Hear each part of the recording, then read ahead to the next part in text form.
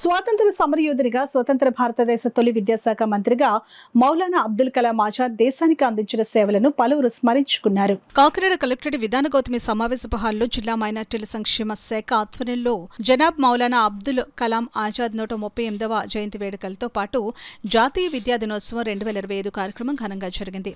ఈ కార్యక్రమానికి ముస్లిం, క్రైస్తవ మత పెద్దలు తదితరులు హాజరై మౌలానా అబ్దుల్ కలాం ఆజాద్ చిత్రపటానికి పూలమాలలు వేసి నివాళులర్పించారు. ఈ సందర్భంగా వారు మాట్లాడుతూ స్వాతంత్ర సమరయోధునిగా స్వతంత్ర భారతదేశ తొలి విద్యాశాఖ మంత్రిగా మౌలానా అబ్దుల్ కలాం ఆజాద్ దేశానికి అందించిన సేవలను స్మరించుకున్నారు. అనంతరం పలువురు వృద్ధ పండితులను సత్కరించారు. ఈ కార్యక్రమంలో జిల్లా మైనార్టీ సంక్షేమ శాఖ అధికారి సునీల్ కుమార్, ప్రముఖ న్యాయవాది Jawahar Ali, minority finance corporation director Rahim, MD Ejazuddin, MD Iqbal Ali, MA Tajuddin, MD Ansar, Khader Ali Khan, MD Faisal, Anwar Khan తదితరులు పాల్గొన్నారు. అస్సలు ఇష్టం లేదు ఆయనకి. కానీ విడిపోయింది పరిస్థితుల ప్రభావంతో చాలా బాధపడ్డారు.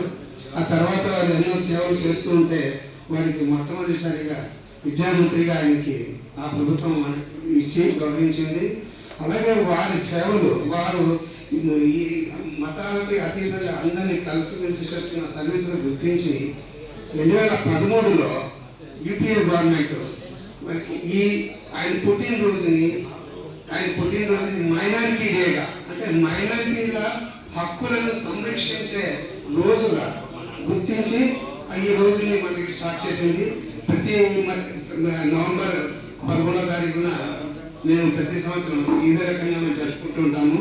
ఈ అవకాశం ఇచ్చిన పెద్దలకి మీ అందరికీ ఇంకా వస్తున్న అమౌంట్ కూడా అప్పట్లో ఆయన నేల కొలిపిన యూజీసీ యూనియన్ గ్రాంట్స్ కమిషన్ ద్వారా ఈరోజు కాలేజెస్కి, విద్యా సంస్థలకి అవి డబ్బులు అందుతున్నాయి సెంట్రల్ గవర్నమెంట్ ద్వారా.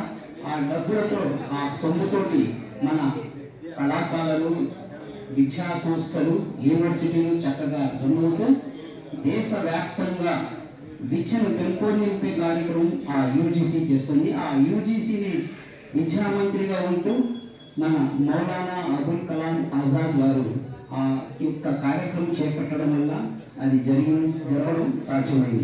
ఇక్కడ మా మైనారిటీ సోదరులు తప్ప చెప్పేది ఏమిటంటే, ఇక్కడ కూడా ప్రతి సంవత్సరం కార్యక్రమం జరుగుతుంది. ఈ కార్యక్రమం జరిపేటప్పుడు ఖచ్చితంగా కలెక్టర్ గారు హాజరవుతారు. కలెక్టర్ గారి సమక్షంలోనే ఈ కార్యక్రమం జరుగుతుంది.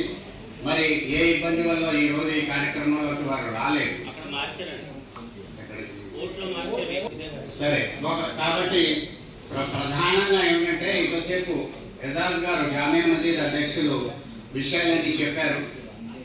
విద్య గురించి, విద్య పట్ల సమాజంలో ప్రత్యేకించి ముస్లిం మైనారిటీ రోజులు ఎస్సీ ఎస్టీల కంటే వెనుకబడి ఉండడానికి కారణం వారిలో ఉన్న విద్యాలోపం, విద్య లేనితనం, చదువు లేనితనం, నిరక్షరాస్యత. దాన్ని పోగొట్టడానికి ఏం చేయాలన్న ఆలోచనతో సచార కమిటీ వారు ఇచ్చినటువంటి రిపోర్ట్ల ప్రకారం కానీ, తర్వాత రంగనాథ్ కమిటీ రిపోర్ట్ ఉంటే తప్పనిసరిగా ఫస్ట్ క్లాస్ నుంచి 10th క్లాస్ వరకు నేను చేయిస్తాను.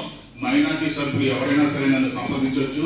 అలాగే ఇంటర్మీడియట్ కానీ, డిగ్రీ కానీ, ఏ కాలేజీలో కూడా జాయిన్ అవ్వాలన్నా ఆ కరస్పాండెంట్స్తో మేము మాట్లాడతాం, కౌన్సిలింగ్ చేస్తాం.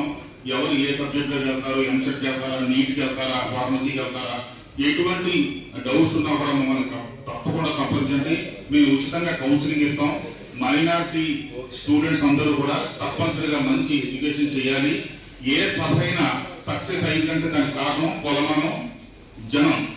ఇక్కడ 100-150 మంది కుర్చీలు ఉన్న ఈ చిన్న సభని మనం సక్సెస్ చేయలేకపోయాం.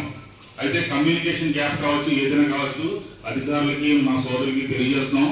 3 ముస్లిం మైనార్టీ స్కూల్స్ ఉన్న ఈ కాకినాడలో మాకు ఎటువంటి ఇన్ఫర్మేషన్ లేదు. అయితే మేము పేపర్లో చూసి వచ్చాం. మేము చాలా బాధపడ్డాం. మౌలానా అబుల్ కలాం ఆజాద్ గారి జన్మదినాన్ని చాలా ఘనంగా జరుపుకోవడం జరిగింది, మైనార్టీ డే. ఈ మైనార్టీ డేని పురస్కరించుకుని అబుల్ కలాం ఆజాద్ గారు స్వతంత్ర పోరాటంలో ఎంతో ముస్లిమ్స్ తరపున పోరాడి మొట్టమొదటి విద్యాశాఖ మంత్రిగా ఆయన పనిచేయడం మాకు ఎంతో గర్వకారణం. ఆయన టైంలోనే ఐఐటీలు, యూసీజీలు అనే పెద్ద పెద్ద విద్యా సంస్థలు కూడా రావడం మాకు ఎంతో గర్వకారణం. ఈరోజు మా ముస్లిమ్స్ అందరూ గర్వంగా అబుల్ కలాం ఆజాద్ గారి జయంతిని జరుపుకోవడం మా అందరికీ చాలా సంతోషంగా ఉంది.